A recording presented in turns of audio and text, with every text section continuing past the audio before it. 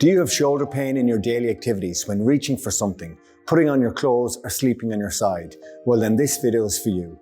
Hi, my name is Tommy Brennan. I'm the owner of the Pain and Performance Clinic based in Lucan in Dublin. The rotator cuff is a group of 4 muscles in your shoulder that are involved in stabilizing the shoulder joint, but it's also involved in all of the movements of your shoulder. When it comes to diagnosing a painful shoulder, it can be divided into 3 broad categories.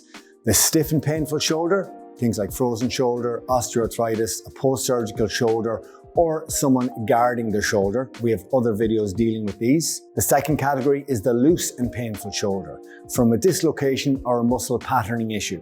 The third is the painful shoulder, which can be weak or strong, and that's what we're covering in this video. I know that seems very simplistic, but 95% of the time, shoulders will fall into one of these 3 categories, and there can be overlap when some shoulders have a combination of these factors. So let's focus on the painful shoulder. There can be associated weakness, but some of these can also appear strong, often in athletic populations where you can still train and exercise and do everything. It's just that you get pain when you're doing it. So pain is the real problem here. When it comes to this painful shoulder, multiple structures can be involved. It can be the rotator cuff, bursa, bicep tendon, labrum, AC joint. Clinically, it can be impossible and often unnecessary to accurately distinguish which exact structure is causing someone's pain. Oftentimes, there's more than one source coexisting at the same time. The structures can present in the same way, pain and discomfort in a lot of tasks, and they can be treated the same way. It's often believed that imaging, injections, surgery are needed for these shoulders, but in general, that's usually unnecessary and more of a distraction that hinders recovery.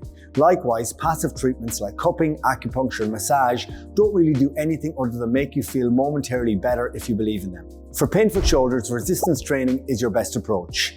A scan can show rotator cuff tears, etc., but these can be seen in shoulders with no pain, and they are very common as we age. And the great news is you can get rid of your pain without the MRI scan findings changing. The benefits of shoulder injections and surgery for rotator cuff tears is extremely questionable, and conservative management through exercises is the most effective way in the vast majority of cases. The image we have of a rotator cuff tear is like a rope being cut, but it's more like a hole in a piece of cloth. You can have a hole in a piece of cloth, but that cloth still works fine. There are some instances where surgery is needed, and if you're unsure, it's always best to consult with a doctor, especially if there was a trauma involved. Even in these circumstances, resistance exercises are recommended and safe to do.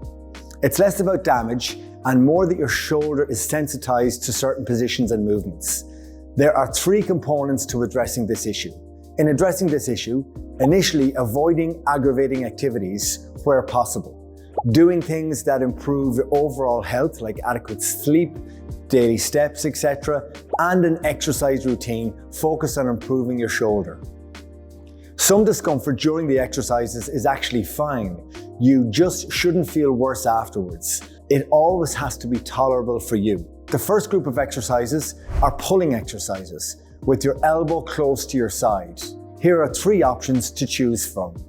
The focus in all these exercises is to allow your arm and shoulder to move fully through full range of motion and focus on feeling the muscles under your armpit working hard.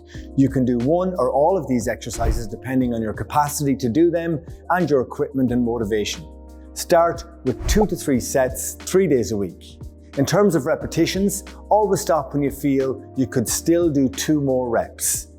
The next group of exercises to do are external rotation exercises. Here are 3 good options. In all options, keep your elbow tucked, pivot around your elbow, and try not to let your elbow move away from your body. Again, 3 days a week is ideal, and stop with 2 reps in reserve. And your shoulder should feel fatigued and tired but not sore afterwards. The next group of shoulder exercises to introduce are lateral raise exercises. You can use bands or dumbbells, as you can see here. The next group of exercises are pushing and pressing exercises. You can choose the level of push up that suits you with any of these options, from holding positions and chair push-ups to full push-ups. Dumbbell pushing can start with a floor press and progress to traditional bench press options.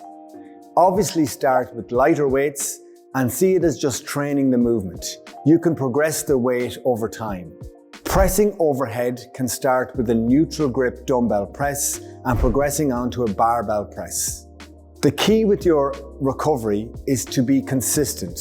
2 to 3 times per week, keep the exercises tolerable, and gradually do more over time. Thanks so much for watching. If you enjoyed this video, please like and subscribe, and feel free to share these videos with friends who have pain or injury. Any questions, we'll be glad to help, and you can just comment below.